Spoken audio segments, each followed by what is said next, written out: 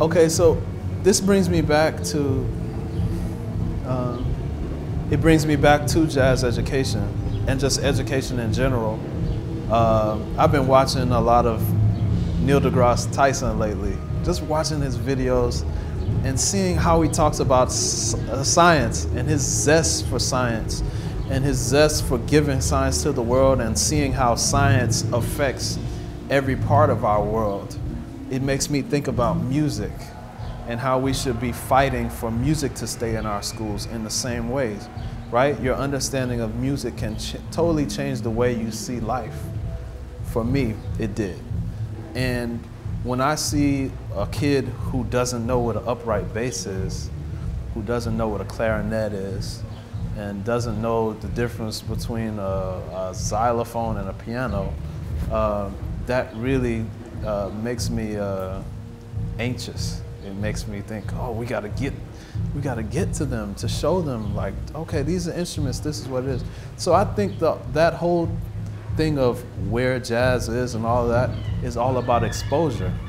If a young child is exposed to music at a certain age, they're gonna like it, they're gonna take to it. But right now we're trying to take jazz to people who have already kind of formulated ideas of what they think music should be and what they, as they're already kind of in one vibe.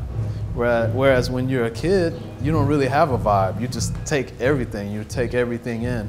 So I think with us taking music out of the schools and not really having something for the kids to play and touch with, you know what I mean? The sense of playing music is like such a big thing, I think, for even in developing a listening audience. You want to have people who are open to that, you know what I mean? And a lot of it is just the exposure.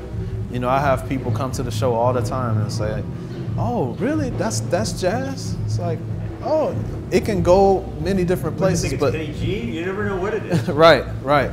And I think, you know, showing people that our music can go in so many directions is kind of the thing that's gonna open up, you know, closed minds to what jazz is. And I think that's done a lot in education, and not just jazz education. I'm just talking about education of people knowing music, you know what I mean? I think that's huge.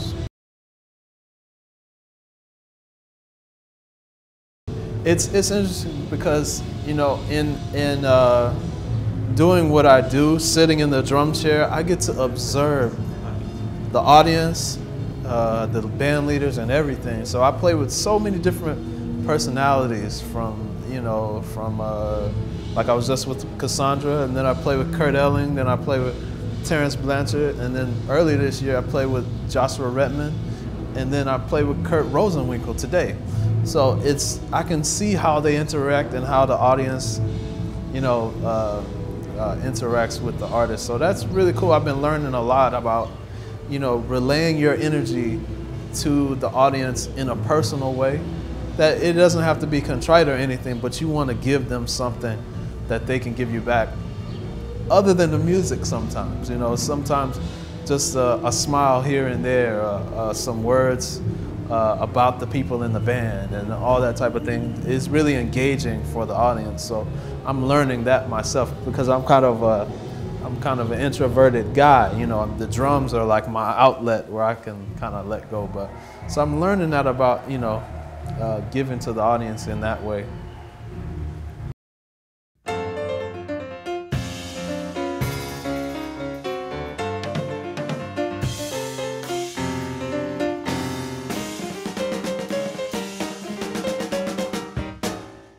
What's up? I'm Kendrick Scott. For more videos, make sure you go to jazztimes.com. No other place, just there.